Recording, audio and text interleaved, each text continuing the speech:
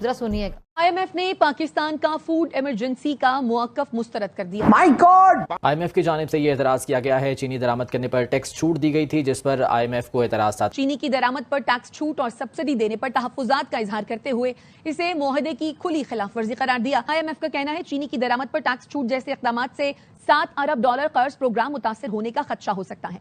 IMF का मुतालबा है पाकिस्तान दरामदी चीनी पर सब्सिडी न दे और टैक्स छूट भी खत्म करे। सर, ये चीनी पहले बाहर भिजवा दी, अब मंगवाई जा रही है कि जी फूड इमरजेंसी है। तो ये कैसी फूड इमरजेंसी की वजारत है राना तनवीर साहब की? इनको उस वक्त पता नहीं चला जब ये चीनी बाहर भिजवाई जा रही थी? क्या पाकिस्तान को कड़ी शराइत का सामना है दूसरी किस्त के हुसूल के लिए? पाकिस्तान डिफॉल्ट की तरफ चला गया है, इसकी वापसी नहीं होनी।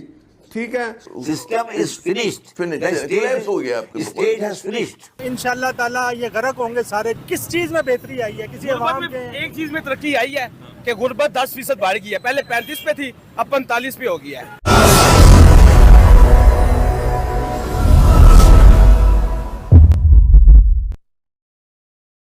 नमस्कार दोस्तों, स्वागत है आपका इंडिया गो फास्ट में। दोस्तों, जैसा कि भी आपने वीडियो में देखा, IMF पाकिस्तान सरकार की आयातित चीनी पर टैक्स की छूट और सब्सिडी देने की योजना से नाराज़ है और उसने इस पर गहरी आपत्ति जताई है। जी हाँ दोस्तों, IMF ने चेतावनी दी है कि पाकिस्तान का $7 अरब का लोन खतरे में पड़ सकता है। असल में IMF पाकिस्तान सरकार की आयातित चीनी पर टैक्स की छूट और सब्सिडी देने की योजना से नाराज़ है और उसने इस पर गहरी आपत्ति जताई है। मीडिया रिपोर्ट्स के अनुसार पाकिस्तान सरकार चीनी पर प्रति किलो 55 रुपये की सब्सिडी देने की योजना बना रही है ताकि 249 रुपये प्रति किलो भाव में आयातित होने वाली चीनी देश में सस्ती हो जाए। IMF ने पाकिस्तान सरकार के इस तर्क को भी खारिज कर दिया। जी हाँ, यह देश में एक तरह से फूड इमरजेंसी के हालात से निपटने के लिए उठाया गया कदम है। चीनी का IMF ने चीनी की दरामद पर टैक्स छूट देने से तहफ़्फ़ुज़ात का इजहार किया। कहा कि ऐसे इक़दाम से $7 अरब कर्ज प्रोग्राम मुतासिर हो सकता है, ऐसा खदशा है। ज़राए के मुताबिक तहफ़्फ़ुज़ात के बाद हुकूमत दरामद पर दी गई टैक्स छूट वापस लेने पर गौर कर रही है। IMF ने टैक्स छूट के बारे में हुकूमती वजाहत को मुस्तरद कर दिया और इसे कर्ज मुआहदे की खुली खिलाफ वर्जी भी करार दिया। हुकूमत ने मौक़िफ़ इख्तियार किया था कि चीनी की दरामद फूड इमरजेंसी के तहत की जा रही है। कीमत तारीख में पहली बार 200 रुपये फी किलो से बढ़ चुकी है। चीनी का बुरान तो पहले से ही सर लेके खड़ा हुआ है और उसके बाद IMF का ये कहना है कि सीरियस ब्रीच ऑफ एग्रीमेंट हुआ है। ये ड्यूटी फ्री इंपोर्ट जो आप करने की इजाज़त दे रहे हैं चीनी की 5 लाख टन, इसकी इजाज़त नहीं है। $7 बिलियन का 3 साल का प्रोग्राम है, उसकी बड़ी सीरियस खिलाफ वर्जी की गई। एक तो ये IMF की तरफ से परेशानी। अब सूरत हाल इस वक्त ये है, जो ज़राए बता रहे हैं, खबरें सामने आ रही हैं अंदर से, वो ये है कि वो कह रहे हैं कि वहाँ पे थोक के हिसाब से 178 रुपये चीनी जो है ना वो बेची जा रही है।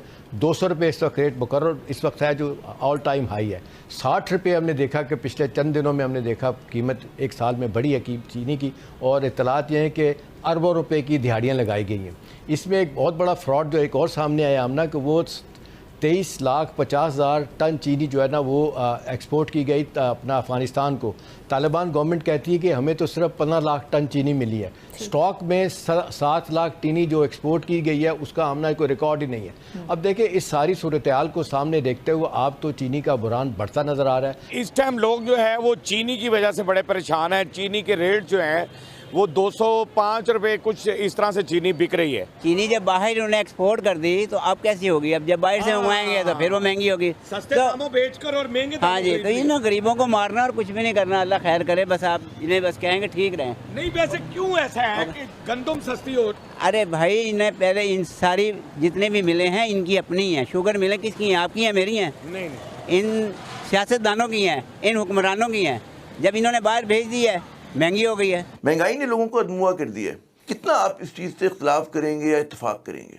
जिस दिन से पाकिस्तान में 2000 से लेकर 2024 तक, आज 2025 तक पाकिस्तान ग्रेजुअली नीचे जा रहा है मईशत में और पाकिस्तान की रियासत आहिस्ता आहिस्ता खराब होती जा रही है। सिस्टम इज फिनिश्ड, हो गया, स्टेट हैज फिनिश्ड। रियासत खत्म है। सर, रियासत मतलब ये रियासत क्या है? क्या होती है रियासत? रियासत किसे कहते हैं? भाई, रियासत टैक्स वसूल करती है हम लोग। रियासत किसे कहते हैं? रियासत का मतलब क्या है?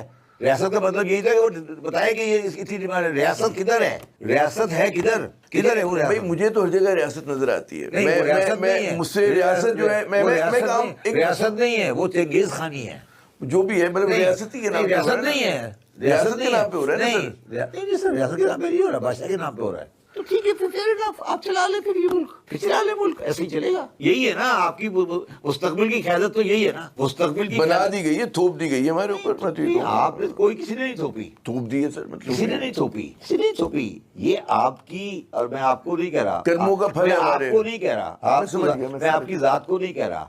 ये इसका अगर कोई जिम्मेदार है ना, सिंगुलरली पाकिस्तान का मीडिया है। अगर एक आदमी को आप कहेंगे कि ये जिम्मेदार है इस पूरी तबाही का, वो पाकिस्तान का मीडिया है। उसने कभी सच नहीं बोला 1960 के बाद, कभी सच नहीं बोला।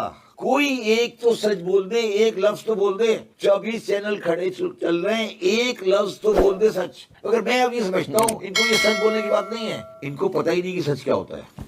ये तो इतने जाहिल है। आमिर साहब, ये रियासत खत्म हो चुकी है। अभी मैं गाली नहीं दे सकता। नहीं, गाली नहीं देना। फैमिली देखती है, वरना मैं ऐसे गाली दूं, ऐसे गाली दूं ना, जिंदगी भर याद रखें ये बड़े हुए।